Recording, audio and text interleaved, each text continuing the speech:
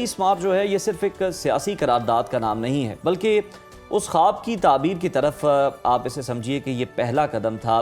جس کی بنیادوں میں روحانیت اور دعا کا اثر شامل تھا۔ پاکستان کا قیام کسی حادثے کا نتیجہ نہیں تھا، بلکہ یہ اولیاء اللہ کی دعاؤں اور مدینہ ثانی کے اس تصور کا ثمر تھا جس کا وعدہ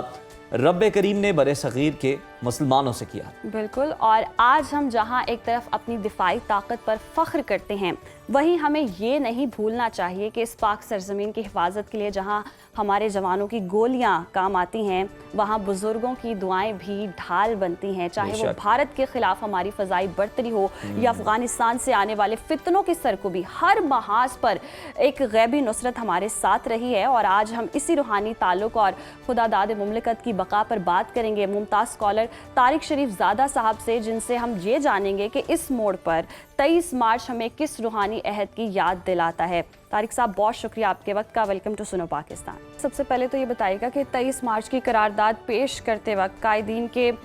دلوں میں وہ کون سا جذبہ ایمانی تھا جس نے ناممکن کو ممکن کر دکھایا؟ بسم رب محمد کریم علیہ الصلوۃ والتسلیم۔ سب سے پہلے تو یاداوری کا شکریہ، اور یقیناً ہماری جو تاریخ ہے، ملی تاریخ، ہماری قومی تاریخ، اس کا ایک بہت ہی ماجرا پرور دن جو ہے وہ 23 مارچ ہے۔ گویا یہ وہ باضابطہ دن تھا، جدوجہد تو قیام پاکستان کے حوالے سے، ایک آزاد مملکت کے حوالے سے بہت برسوں پر محیط تھا، بلکہ بہت صدیوں پر محیط تھا۔ خود قائد اعظم علیہ الرحمہ نے اس کی طرف نشاندہی فرما رکھی ہے کہ بر صغیر پاک و ہند میں تو اس وقت ہی پاکستان بن گیا تھا جس وقت پہلا آدمی کلمہ پڑھ کے اس خطے کے اندر آیا تھا۔ گویا یعنی جس وقت پہلے شخص نے کلمہ پڑھا تھا تو اس وقت سے اس کے دل میں یہ خواہش تھی کہ یہاں ایک ایسی مملکت ہونی چاہیے جس کے زیر اثر رہنے والے لوگ جو ہیں وہ آزادی کے ساتھ اپنے آپ کو دین رحمت کے قالب میں ڈھال سکیں، اس کے مطابق اپنی زندگیاں گزار سکیں، اپنے معاملات اور معمولات کے اندر رسول اللہ صلی اللہ علیہ وسلم کے لائے ہوئے پیغام کی خوشبو جو ہے اسے سمو سکیں۔ لیکن ظاہر ہے کیونکہ ایک بڑی غالب اکثریت جو ہے وہ غیر مسلم تھی، اور پھر آہستہ آہستہ مسلمانوں کی ایک مناسب تعداد جو ہے وہ بھی اس خطے کے اندر اپنی ایک تشخص کے ساتھ قائم ہو گئی، اور پھر وقت نے مسلسل اس بات کو ثابت کیا کہ مسلمانوں کے لیے اس خطۂ ارضی کے اندر باقی اقوام کی اکثریت کی بنیاد پر، اور بالخصوص انگریز حکومت کا جو ایک بڑا لمبا دورانیہ تھا، اس کا جو تلخ تجربہ مسلمانوں کو رہا، اور اس میں جو ایک غالب اکثریت تھی ہندوؤں کی، ان کی طرف سے صاحبان اقتدار کے ساتھ ساز باز کر کے مسلمانوں کو جس طرح تختہ مشق بنایا گیا، انہیں جس طرح تعصب کا نشانہ بنایا گیا،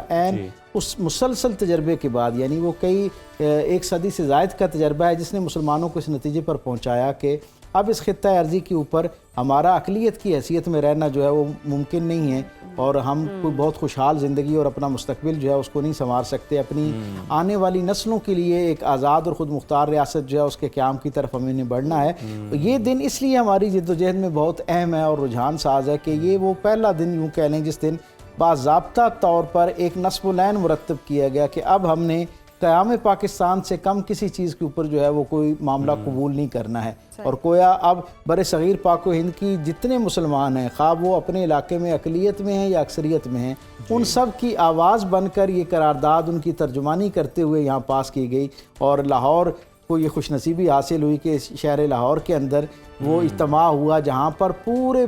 سب کانٹیننٹ کی نمائندگی کرتے ہوئے لوگ موجود تھے۔ اس زمانے میں جبکہ ذرائع آنے کی بھی اتنے آسان نہیں تھے، ابلاغ کے ذرائع بھی موجود نہیں تھے، آپ تصور کیجئے کہ کئی دن بلکہ کئی ہفتے پہلے سے لوگ جو ہیں وہ لاہور کی طرف سفر کرنا شروع ہو گئے اور یہاں آ کر لنگر انداز ہو گئے۔ اور پھر میں یہاں پر بڑے فخر اور خوشی کے ساتھ یہ بات کہتا ہوں کہ لاہوریوں نے جس طرح اپنے دل کھولے، اپنے گھروں کے دروازے ان لوگوں کے لیے کھولے، اور کئی کئی دن کے لیے آنے والے لوگوں کو، یعنی اس وقت آپ سمجھ سکتے ہیں نا کہ آنا اس انداز میں نہیں تھا جیسے آج ہے کہ لوگ آئے اور اگلی رات کو فلائٹ لے کے واپس چلے گئے۔ ایک اتنی بڑی تعداد میں، جن میں بلا مبالغہ ہزاروں کی تعداد میں لاہور اور اس کی سراؤنڈنگ سے باہر کے آنے والے لوگ تھے، دور افتادہ لوگوں سے، علاقوں سے آنے والے لوگ۔ آپ تصور کریں بنگال سے، جو اس وقت کا بنگال تھا، وہاں سے آنے والے لوگ بھی آ رہے ہیں، پھر جو انڈیا کا جو آج کا انڈیا ہے، اس کے جو بہت دور افتادہ علاقے ہیں، وہاں سے آنے والے لوگ بھی اس کا حصہ بن رہے ہیں، یعنی کہ اور پاکستان کا جو اس وقت نظم ہے، اس میں خیبر سے کراچی تک ہر خطے کی نمائندگی جو ہے وہاں پر لوگوں کی موجودگی جو ہے وہ ظاہر کر رہی تھی۔ ایسے ماحول کے اندر پاکستان کے حوالے سے بہت کلیئرٹی کے ساتھ قائد اعظم کی زیر قیادت مسلمانوں نے بہت غور و فکر کے بعد ایک بڑی جامع قرارداد پیش کی ہے۔ جامع قرارداد بنیادی طور پر مستقبل کی عکاس تھی اور ایک نصب و لعن تھا کہ اب ہم نے اس بنیاد پر کہ یہاں پر جس انداز میں ہمارے ساتھ ایک نسلی امتیاز رکھا گیا ہے، جیسے ہمارے ساتھ ایک تنگ نظری کا سلوک کیا گیا اور جیسے مسلمانوں کے راستے محدود کیے گئے، تنگ کیے گئے، بند کیے گئے، اس کی بنیاد پر مسلمان اب ان کا اب جینا اور باوقار جینا مشکل ہوتا جا رہا ہے۔ قرارداد پاکستان کے ہم اثرات پر بھی بات کریں گے، لیکن اس سے پہلے یہ بتائیے گا کہ حضرت اقبال نے جو خواب دیکھا تھا، یہ محض سیاست کی بنیاد پر تھا، اندازوں کی بنیاد پہ تھا،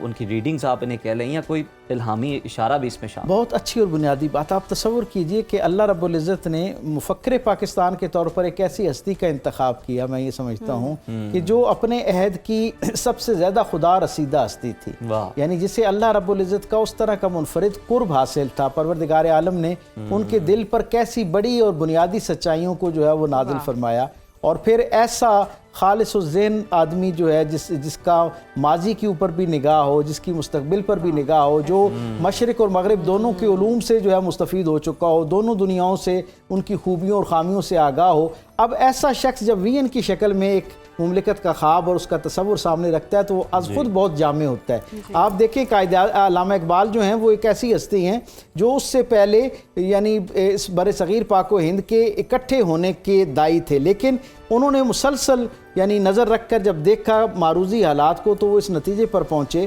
کہ بر صغیر پاک و ہند میں مسلمانوں کے ساتھ جو سلوک رکھا جا رہا ہے اس میں ان کے لیے اب ایک اجتماعی مملکت کا حصہ بن کر چلنا جو ہے وہ ممکن نہیں۔ اور آپ دیکھیں کہ وہ کتنے دور بھی لوگ تھے، کتنا دور دیکھنے والے لوگ تھے اس وقت، جن لوگوں نے پاکستان بننے کی مخالفت کی اور کہا کہ ہمیں متحدہ ہندوستان کا حصہ بننا چاہیے۔ مجھے بڑی سچائی کو وضاحت کے ساتھ کہنے میں کوئی عار نہیں ہے کہ آج ہمارے پڑوس میں ان کی ہی جو باقی آنے والی نسلیں ہیں وہ اس کی قیمت چکا رہی ہیں، اور جیسے قائد اعظم علیہ الرحمہ نے کہا تھا نا کہ آج جو پاکستان کا ساتھ نہیں دے گا، جو اس حقیقت اور اس کی اہمیت کو نہیں سمجھے گا، کل ان کی نسلوں کو ہر نئے سورج کے ساتھ لوگوں پر اپنی وفاداری جو ہے اسے ثابت کرنے کی کوشش کرنا پڑے گی، اور پھر بھی وہ سیکنڈ کلاس سٹیزن نام بدل کے ہندوؤں والے نام آپ دیکھیں نا اس وقت جو ہمارے پڑوس میں مسلمان سارے، یعنی میں ایک عام طبقے کی بات نہیں کر رہا، وہ جو بہت باوسائل لوگ وہاں پر ہیں، آپ ان کے حالات بھی دیکھیں تو آپ کو حیرت ہوتی ہے کہ انہیں اپنے بچوں کے نام ایسے رکھنے پڑ رہے ہیں جس میں ایک مسلط کا پہلو نظر آتا ہے۔ وہ اپنے کاروبار، اپنے معاملات، اپنے وسائل غیر محسوس طریقے سے وہاں سے شفٹ کر رہے ہیں، اور اب تو پوری دنیا میں نہیں سمجھتا اس پورے عرضی پر کوئی باخبر آدمی ایسا ہے جو ہمارے پڑوس میں ہونے والا مسلمانوں کے ساتھ جو سلوک ہے، بلکہ ساری اقلیتوں کے ساتھ جو سلوک ہے، جو تنگ نظری ہے اور جو ایک میں سمجھتا ہوں گھٹن کا ماحول ہے، ظلم کا ماحول ہے، بربریت کا ماحول ہے، اس کی پوری دنیا گواہ اور پوری دنیا اس کو جانتی ہے۔ میں یہ سمجھتا ہوں کہ یہ گواہی ہے، اور یہ پوری دنیا کو پاکستان کے جواز کی دلیل کے طور پر ہم پیش کرتے ہیں کہ دیکھیں ہمارے بزرگوں کی قبروں کو اللہ نور سے بھر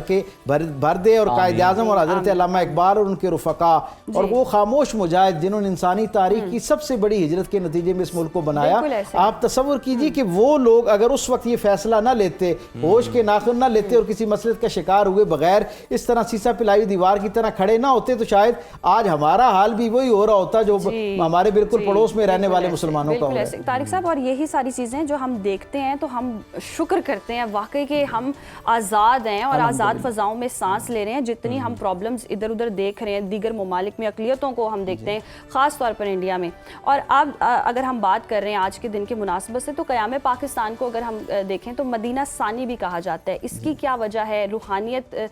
روحانی طور پر اس کی آپ کیا تصور کیجئے نا، ابھی کیا دلچسپ معاملہ ہے کہ پروردگار عالم نے انسانی تاریخ کے اندر دوسری جو نظریاتی مملکت ہے نا، جو کسی ایک نظریے یا دین کے نظام کے تحت زندگی گزارنے کی خواب اور خواہش کے ساتھ جو وجود پاتی ہے، مدینہ طیبہ کے بعد دوسری ریاست جو ہے وہ پاکستان ہے۔ اور جیسے ہم جانتے ہیں کہ مدینہ طیبہ کا بھی لفظی مفہوم جو ہے وہ پاک زمین ہے، مدینہ بستی کو کہتے ہیں، شہر کو کہتے ہیں، اور طیبہ کا مطلب پاک ہے، اور پاکستان کا مطلب بھی یہ ہے کہ ایسی سرزمین جو پاک ہو، یعنی یہ جس طرح کی اللہ تعالیٰ نے اس کو نسبت ہے، تاکہ پھر آپ تصور کیجئے کہ سال کے کسی دن بھی یہ ملک بن سکتا تھا۔ اللہ رب العزت کی مشیت میں اگر تھا تو یہ کوئی دن بھی انتخاب کیا جاتا ہمارے لیے تو وہ دن عظیم المرتبت ہوتا جس دن ہمیں آزادی ملی, ہمارے بڑوں نے آزادی حاصل کی. اللہ نے اس کے یعنی قیام کے لیے جس دن کا انتخاب کیا وہ بھی 27 رمضان ہے, اور ہم تصور کرتے ہیں کہ کس درجے کی روحانی جو ہے اس کے اندر برکت ایک پائی جاتی ہے, کیسی کیفیت پائی جاتی ہے. اور خود سوچیں کہ جن لوگوں نے اس ملک کو تقسیم کیا, جنہوں نے اس ملک کو بنایا ہوگا, مسلمانوں کو اور بر صغیر کے لوگوں کو آزادی دی, ان کے نزدیک تو رمضان کی اور 27ویں رمضان کا کوئی تصور ہی نہیں پایا گیا ہوگا. اللہ رب العزت کا کیسا اس نے انتظام ہوا کہ 27ویں کو اس کے لیے منتخب کر لیا گیا, جو اس ملک کے قیام کی ہمیشہ کے لیے ایک عزت کا ذریعہ اور حوالہ بن گیا. پھر آگے چل کے ہم یہ دیکھتے ہیں کہ جس طرح اللہ والوں نے اس ملک کے قیام کے لیے یعنی مشائخ کا, علماء کا کردار جس انداز میں اس کے ساتھ رہا, اور قائد اعظم جو بظاہر ایک دنیا کی اعلیٰ تعلیم یافتہ لوگوں میں اپنے عہد میں شمار ہوا کرتے تھے, اور ایک زیرک شخصیت کے طور پر اس قیادت کے لیے ان کا انتخاب کیا گیا. بہت کم لوگوں کے علم ہے کہ قائد اعظم اپنی ظاہری وضع سے قطع نظر اپنے اندر ایک خالص جو روحانی ایک کیفیت رکھنے والی شخصیت تھے, اور جس انداز میں قرآن حکیم کے ساتھ ان کا تعلق تھا, سرکار دو عالم صلی اللہ علیہ وسلم کے ساتھ اور درود پاک کے ساتھ جس طرح ان کی زندگی کا مستقل معمول تھا. اگر آپ مجھے اجازت دیں تو میں ایک فکرے میں ان کی طبیعت اور شخصیت کو بیان کرنے میں اور سمجھنے کی مدد کے لیے میں یہ بات بیان کرتا چلوں کہ سید جماعت علی شاہ علیہ رحمہ حج پر گئے, واپس آئے تو انہوں نے ان کو 3 چیزیں تحفے میں بھیجیں. ایک قرآن حکیم کا نسخہ بھیجا, ایک جان نماز بھیجی اور ایک تسبیح بھیجی. جواب میں قائد اعظم نے ان کو شکریہ کا خط لکھا. اب خط کے متن سے آپ اندازہ لگائیں کہ قائد اعظم کی اپنی روحانی اساس کیسی تھی. آپ کہتے ہیں آپ نے یہ جو 3 چیزیں مجھے تحفے میں بھیجی, آپ کی محبت, آپ کا شکریہ, اور میں ان 3 چیزوں سے 3 سبق لیتا ہوں. آپ نے فرمایا کہ جو مسلح آپ نے بھیجا ہے نا, اس کا مطلب یہ ہے کہ آپ نے مجھے یہ کہا کہ جو شخص لوگوں کے اوپر حکمران مقرر کیا جاتا ہے, ان کا لیڈر بنایا جاتا ہے, جب تک اس کا اللہ سے تعلق مضبوط نہیں ہوتا, وہ خود اللہ کی اطاعت نہیں کرتا, اس وقت تک اس کے محبت کرنے والے اس کی بات کی اطاعت نہیں کرتے. اس لیے میں یہ سمجھتا ہوں کہ یہ میرے لیے استعارہ ہے, میرے لیے سبق ہے کہ میں اللہ سے اپنا تعلق مضبوط کروں. پھر آپ کہتے ہیں یہ جو قرآن حکیم کا نسخہ بھیجا ہے نا, یہ اللہ کی کتاب ہے, اللہ کا پیغام, اللہ کا منشا ہے, اللہ کا مقصود ہے مخلوق کے لیے. اللہ چاہتا ہے بندہ ایسی زندگی گزارے. قرآن حکیم کا مجھ تک پہنچنا اس بات کی علامت ہے کہ آپ نے مجھے یہ نشاندہی کی ہے کہ جب تک میں بطور لیڈر اللہ کے پیغام کو خود نہیں سمجھوں گا, میں اس کا نفاذ کیسے کر سکوں گا. اور تیسری اور آخری بات آپ نے کہا, یہ جو تسبیح بھیجی ہے, میں سمجھ گیا کہ آپ یہ کہنا چاہتے ہیں کہ میں اس پر درود کی کثرت کروں, کیونکہ میں اس راز سے واقف ہوں کہ جب تک کوئی شخص رسول اللہ صلی اللہ علیہ وسلم کے ساتھ اپنے تعلق کو مضبوط نہیں کرتا, اس وقت تک اس کا نہ اللہ کے ساتھ تعلق مضبوط ہوتا ہے, نہ اللہ کے بھیجے ہوئے پیغام اور نظام کے ساتھ اس کا. بہت ہی خوبصورت بات آپ نے جو ہے وہ فرمائی ہے.